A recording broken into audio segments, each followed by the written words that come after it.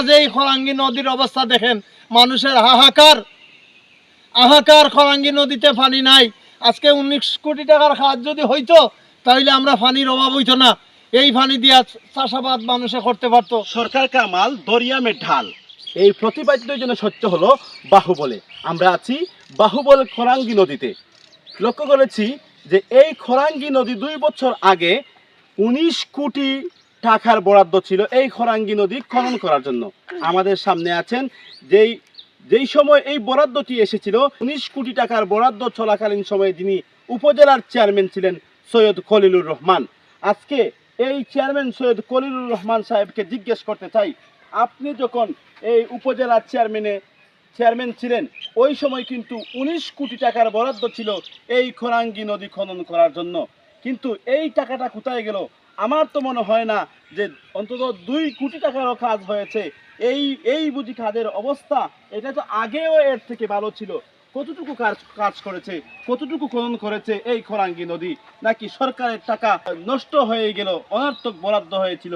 আপনার কাছ থেকে সঠিক জবাব জানতে চাই। বন্ধুরা, আপনারা আমার যে প্রশ্ন করছেন যে 2 বছর আগে আমি উপজেলা চেয়ারম্যান ছিলাম, কথা সত্য। 19 কোটি টাকার বরাদ্দ ছিল এই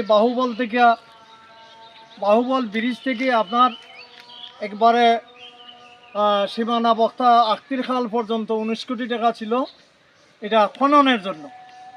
এটা ঠিকাদার ছিলেন আব্দুল কাইয়ুম সাহেব হবিগঞ্জের। উনি যখন এই টেন্ডার হওয়ার পরে কাজ পাইছেন, কাজ পাইয়া উনি খরাঙ্গি নদীতে আহরণ করছেন এবং তার বেকু মেশিন টিশিন নিয়ে উনি কাজ শুরু করছেন। মনে হয় 15 দিন কাজ করার পরে এখানের মধ্যে এমন একটা অবস্থা দাঁড় হইল।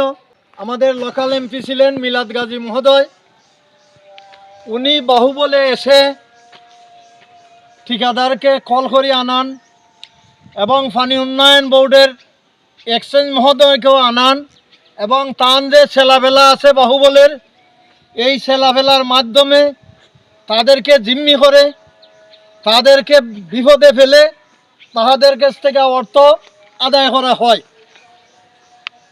কামের কোনো খবর নাই, কিন্তু তাদেরকে টাকা দিতে হবে। এই অবস্থায় এই আব্দুল কাইয়ুম ঠিকাদার সাহেব তাদেরকে অনেক টাকা পয়সা দিয়েছে। দেওয়ার পরে কাজ কিছুটা হয়েছে, আপনার শতকরা 10% কাজ হয়েছে, আর বাকিটা কি করবে? এই লোক এই এমপির মাধ্যমে এই টাকা পয়সা হস্তান্তর করাতে সে শেষ পর্যন্ত হার্ট অ্যাটাক করে মারা গেছে। এই চিন্তায় আমাদেরকে বলছে। আমার করার কিছু ছিল না ভাই, আমি তো রাজনীতিবিদ না, আমার বাপ দাদাও রাজনীতি করছেন না, কিন্তু তারা এমপি যে জায়গাতে এসে এইরকম করছে, তার ছেলেফেলা নিয়ে করছে, আমি কেন জিম্মি আছিলাম? তবে ঠিকাদার আমাকে বলছে যে আমাকে শেষ করে দিছে, আপনার এমপির লোকজন আমাকে ধ্বংস করে দিছে, আমি ভাই আর বাঁচবো না। তার কিছুদিন পরেই আব্দুল কাইয়ুম সাহেব মারা যান, কিন্তু কাজ আজ পর্যন্ত এই অবস্থায় আছে। এই যে খরাঙ্গি নদী, এই খরাঙ্গি নদী আমাদের বাহুবল উপজেলার বুক ছিঁড়ে গেছে।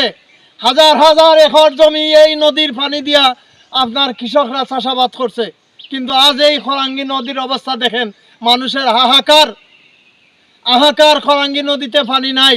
আজকে 19 কোটি টাকার খাত যদি হইতো তাহলে আমরা পানির অভাব হইতো না, এই পানি দিয়া চাষাবাদ মানুষে করতে পারতো।